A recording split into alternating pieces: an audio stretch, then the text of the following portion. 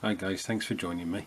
I thought I'd do a quick video of an update on the 3.7cm anti-aircraft gun that I'm doing for the D-Day group build, and which is doubling as a dedication build to Greg Reilly. So the actual gun is all together, and I'll just show you that now.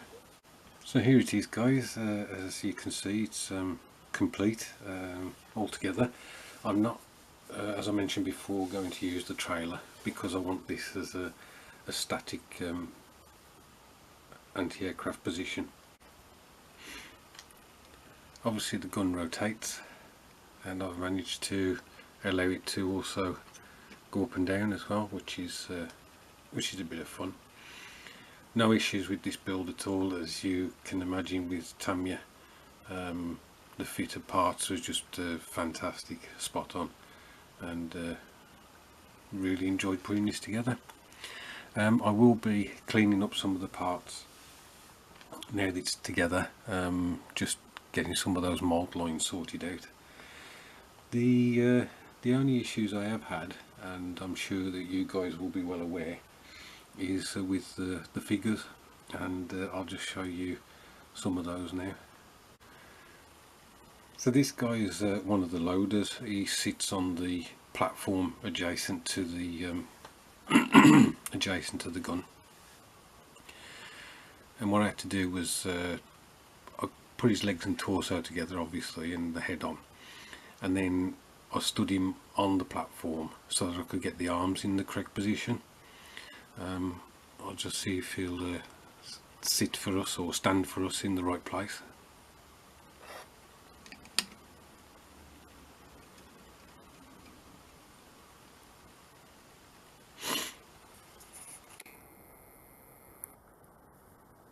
So there you go, he's supposed to be something like that. I think he's excuse me, I think he's feeding the ammo into the chamber, and obviously what I've got to do at some stage is add some of the shells to that tray, but they will be painted up separate. So that was the first guy.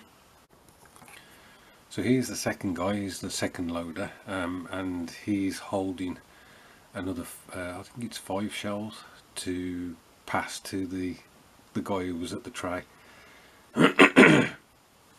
And what I had to do with him was, with his arms, when I was fitting those, was get one of the ammo cases and then fit it in his hands so that I got his arms in the right position, so it didn't look a bit silly where, you know, sometimes with these figures they can almost be like supposed to be touching something and they're not, and it looks as if they're using the force almost to hold things up and so on. So that's him. So I don't see these two guys being much of an issue. This one that's in front, he's holding up the telescopic sight to his eyes, so I've just got to make sure that I get that in the right position. This one at the back, he's holding a pair of binoculars up to his face, so again I just need to make sure that his hands are in the right position. But I think I might want to paint the face first before putting binoculars and sight in front of them. So that's those two. And now we come to the guy who is turning out to be a bit of a pain in the butt, and this is the actual gunner. So if I stick him on there, as I say, because this sight I had to quickly get some Tamiya thin where it meets the frame of the gun in order to adjust this to match up with basically where his eyes were going to be.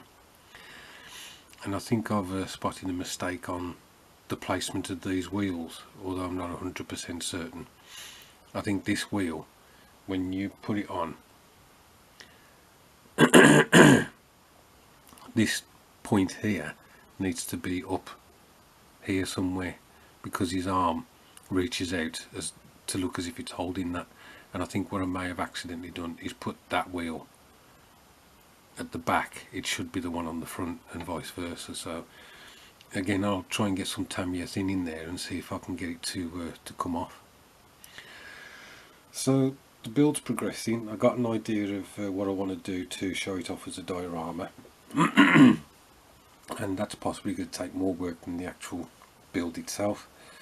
But I'm enjoying it so far, and I am going to try and get this finished as soon as possible. Thanks ever so much for watching, and I'll catch up with you soon.